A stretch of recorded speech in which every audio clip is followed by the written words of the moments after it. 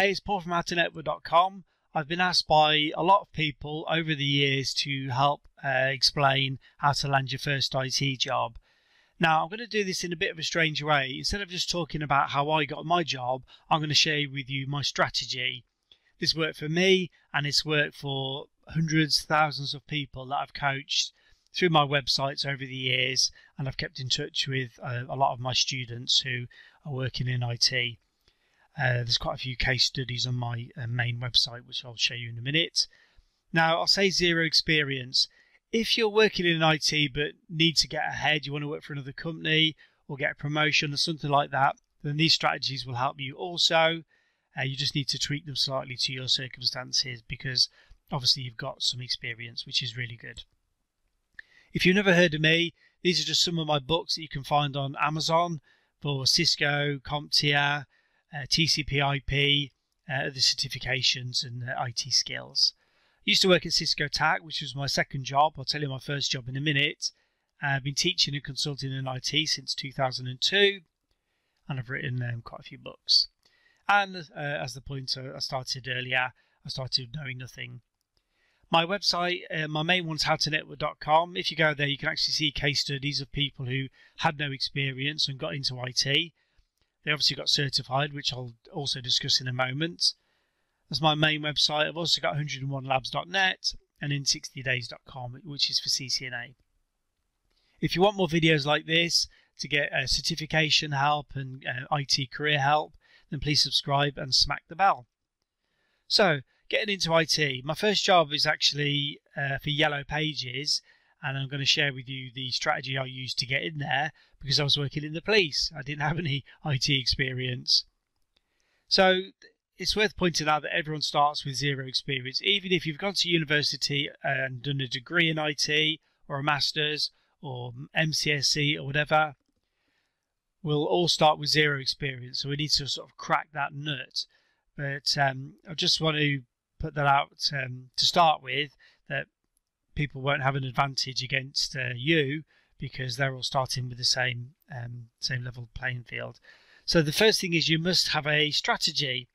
So your strategy or plan, whatever you want to call it, is something we're going to work on, and we're going to tweak and improve as we go along, and we're going to define a strategy that's going to work for you and help you emphasize your strengths and minimize all of your weaknesses. You can't do what doesn't work. So what doesn't work is uploading your CV. Say you find a job, you upload your resume. I'll put CV because it's shorter to spell. That's what we call it in the UK, curriculum vitae. You wait, you don't hear anything.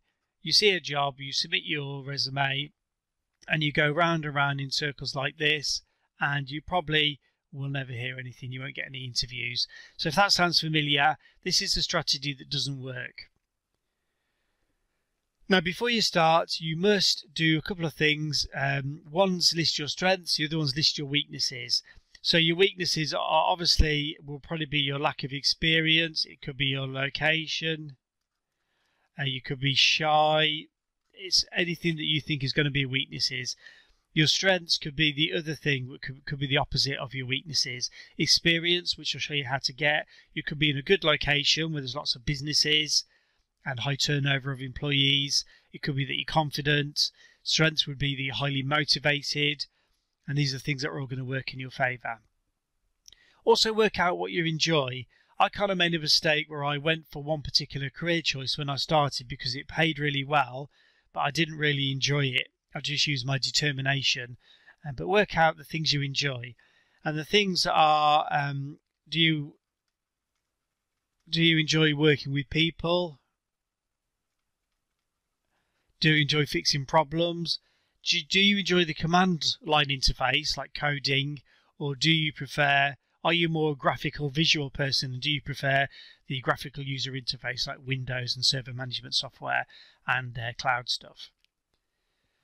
Now, research the market. There's no point in you going for something that's dead, dying, or just on its last legs. So I'm talking about email solutions for companies that aren't doing particularly well. I'm not sure, like Lotus Notes. That was a big solution when I started. It may still be doing well, but I've got a feeling it probably isn't doing that well. but you could be a Lotus Notes consultant several years ago and make a lot of money. So research what's working and what isn't working. Take stock of your circumstances.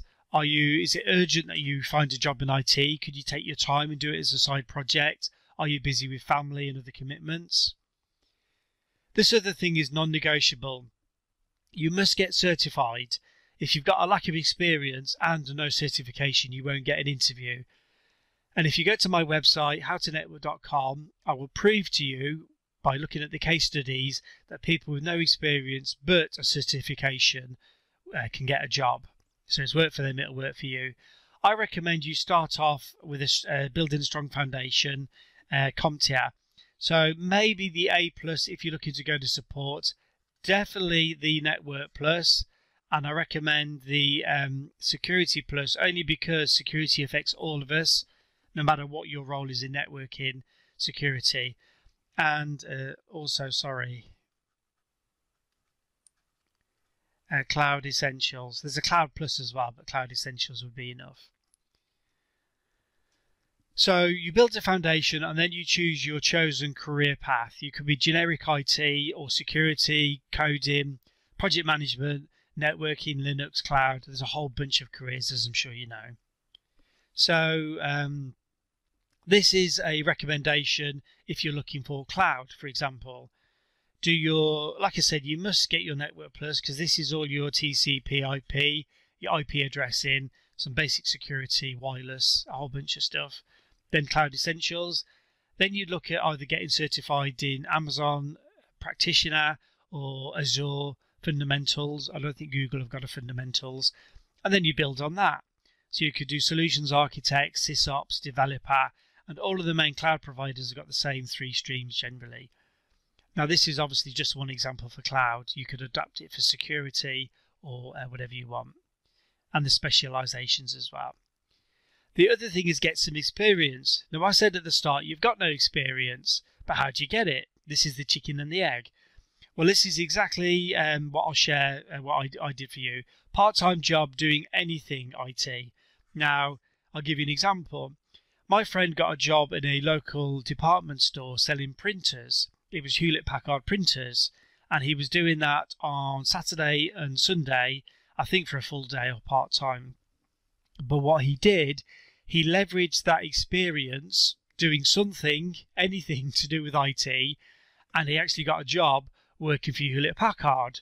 He was doing some sort of support, I think, or project management. It was low-level stuff, but this is how he got his foot in the door.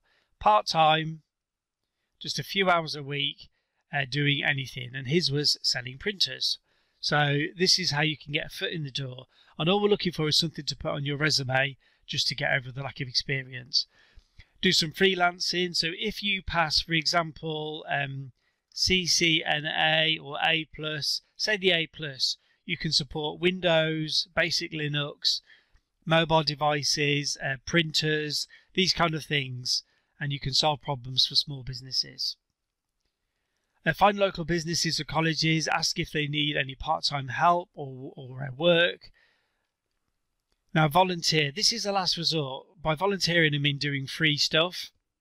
This is a bit of a trap because you'll end up wasting a lot of time, but using your time, not getting paid for it. Obviously, you'll get experience, so I'm keeping it on the table, but try and get paid work if you can. Also teach. Now this is, I said I'd talk about my story. There was an email program brought into the police force where I worked in the UK. It was an awful thing. It was bought off the shelf and then somebody did some extra tweaking to it. And they put a job post out. You didn't get paid anything extra, but I was already working for the police, teaching this email package around the various police stations. So I put my hand up, volunteered, and all of a sudden, I think I got half a day's training, which was useless, and I helped people work out how this email worked. And bear in mind, this was 1998 to 1999. Nobody had really used email much then. So that's how I got my experience. So it's just an idea for you. Find some crappy IT jobs. If you're working in a large company that's got an IT department, so your business is split into all these different departments of sales, HR, HR, sorry, there'll be an IT department, and you can go and ask if they've got any work that you can help with, project. It could be something boring, like doing a spreadsheet and getting all the serial numbers for the equipment, just anything to say you've got some IT experience. The next thing is research the market. Look at what's in demand. If you go for something that doesn't have a high demand, then you're going to struggle to get your foot in the door because there's going to be too many people that can already do the job. So you're looking for something that's got a high demand. What's paying the money you want? Again, things like help desk, you can normally get in pretty easily, but it doesn't generally pay very well, and you may end up doing shifts. So look at what's paying. I did help desk, but it was only for 6 months for Yellow Pages, and then I got a job with Cisco. Look at where you live. You may need to consider, if you live in a tiny little village with no businesses around, you may need to look at commuting or moving, even if it's only for a short period of time. Look at businesses that are relocating, where they're moving to. All the time in certain countries, there's hot locations where companies are moving to. They've got good transport links, good communication links, high-speed internet. So look at the situation where you are and how far you're prepared to commute. I ended up, for my first job, I was doing 2.5 hours there, 2.5 hours home. It was horrible. Now I ended up moving. I rented a room in a house, and then after 6 months I'd got all my experience, and then I ended up moving to another location so I could walk to work. It was great. And then run the numbers. So if you're commuting a long way like I had to, and you're taking a pay cut, which I ended up doing, you've got to work out if you're going to be able to survive. Get a stellar resume done. This is the most painful thing I've ever seen. So a good resume, it's professional. It's been proofed, so you don't have typos, grammar.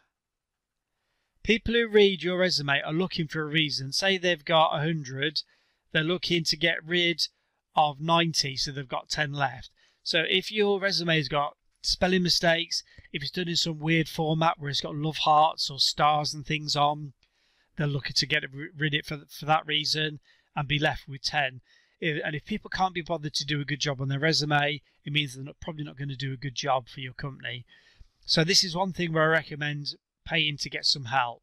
I can't tell you what to put because resumes for California will differ from London, will differ from Ontario, etc. So I can't really tell you what to do, but you can get some help with that.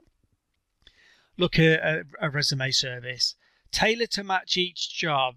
If one job is emphasizing team skills, then you've only got so much space. So you'll have one that emphasizes team. If another one is working, say, a self-starter, so say there's only you and one other person going to be working in the job, then you'll tailor your CV for this, and so on. They're looking for different skills. So if you're applying for a self-starter where the department's only you and somebody else, you're the backup, I wouldn't really be emphasizing my team skills because it's a bit of a waste. They're not really looking for that at the moment. So don't use your stock version. The next thing is do something every day. So Monday through Friday, you'll spend 20 minutes working on this project, and your project is getting your IT job. So you do your research every day, apply for a job or two every day and make it count, do a quality application, make 1 or 2 phone calls, speak to recruitment agents, and I'll tell you who else to call in a bit. Spend a couple of hours studying. So this is a separate project, obviously, to get your A+, Net+, CCNA, whatever it is. You've got to keep working towards that. Network with other people. So there's business networking groups you can attend, and I did that. So in the morning for 60 minutes, your local Chamber of Commerce is a good place to look, or BNI, I think they're called, Business Networking International, and you get all these business people that turn up. You might have a breakfast or a lunch, or it might be a late dinner and or a buffet, and you'll speak to other people, business owners, employees, and start meeting people. And when you do, I forgot to put a slide on this, collect their business card and you can get a business card done. It doesn't need to be anything posh. Your name, your contact number, an email, and any certifications. They look really good. You can put your Cisco, Microsoft and CompTIA logos on your card, and that makes an impression. I like sneaky ways of doing things that other people don't do. So this is what I did, and this is what worked for me. Speak to family and friends. You've probably got, if you write a list of all your family and friends, you might have a list of 50 people. Now, each of them will know, say they've got a network of 50 people. Now, I'm not going to run the numbers on this, but obviously 50 times 50 times each person you know. There's a lot of people that you can tell to say, listen, I'm looking for work in the IT industry, and then brief them, tell them exactly what you can do. So you don't want to be getting phone calls about Microsoft if you're a Linux expert. You don't want a telephony referral if you're looking for security. So brief each person, because they won't understand the IT industry or your skills, and tell them, oh, I'm specifically looking for help desk or whatever it is. And ask these people for referrals. There's a book I want you to read called Endless